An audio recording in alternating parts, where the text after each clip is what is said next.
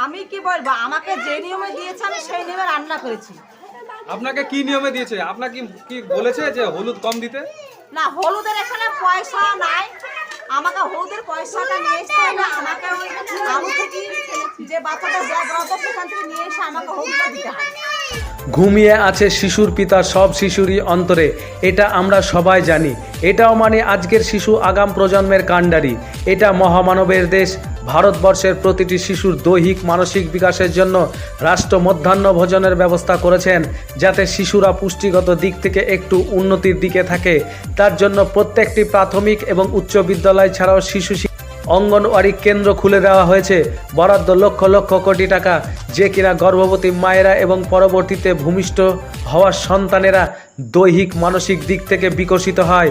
তার জন্য কেন্দ্র থেকে রাজ্য, রাজ্য থেকে জেলা, জেলা থেকে ব্লকে শিশু খাদ্য বন্টন ব্যবস্থা সুসম্পন্ন করা হয়।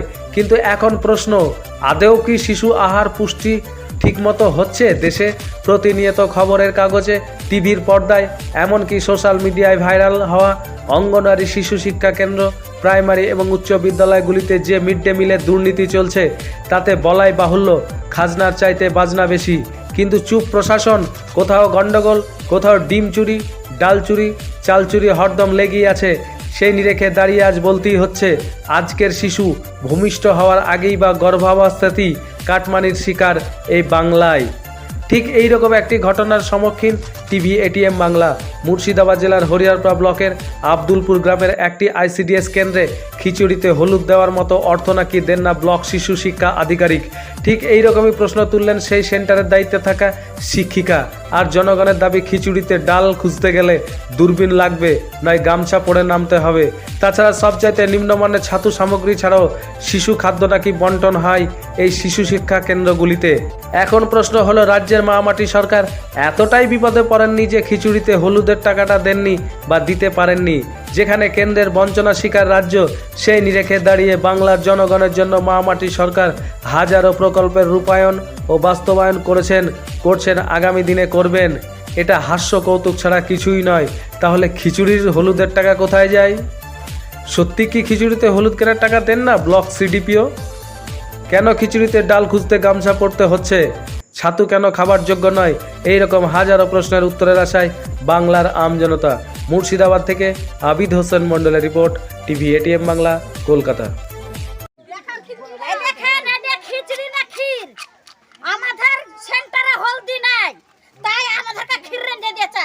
মিষ্টি কি তাই চেখে দেখেন। দিদি আমাকে যা দিবে তাই আমাকে রান্না করতে, আমার এটা দেয় না। দিদি আমাকে দেয় না তাই আমি দিইনি। আমার কাছে এখানে সেন্টারে রান্নার দায়িত্ব দিদি। দিদি আমাকে যা বের করে দিবে তাই আমি রান্না করব। আপনার নাম কি? আমার নাম কৃষ্ণা ঘোষ। দেখুন, আমরা এখানে শনিবার থেকে একটা হরতাল শুরু হয়েছে দিদিমণিকে নিয়ে। কারণ এখানে খিচুড়ি যা হোক একটা পরিমাণ মতো বা ভালো মতো হয় না, এসব নিয়ে একটা ঝামেলা সৃষ্টি হয়েছে। আমরা ভেবেছিলাম যে দিদি এখানে হয়তো থাকবে, আমরা একটা কন্ট্যাক্ট করে নেব। কিন্তু গতকাল আবার মেম্বারকে নিয়ে একটা ঝামেলা, এই ঝামেলা সৃষ্টিতে আমরা একটু সবাই মিলে মায়েরা একজোট হয়েছি যে আমরা দিদিমণির এখান থেকে বদলি চাই। আর একটা কারণ, সেটা হচ্ছে দিদিমণি এই ঝামেলার পরেও একদিন বললো যে ছাতুর পরিমাণ নাকি বাচ্চা পিছু 3 দিন আসে, সেটা হচ্ছে 20 গ্রাম। আজকে যিনি এসেছিলেন উনি বললেন যে না, বাচ্চা পিছু 3 দিন আসে এটা ঠিক, কিন্তু 35 গ্রাম। তাই দিদিমণির এখানে একটা ভুল আছে, কারণ এত ঝামেলা হওয়ার পরেও দিদিমণি এটা আমাদেরকে মিথ্যে কথা বলছে।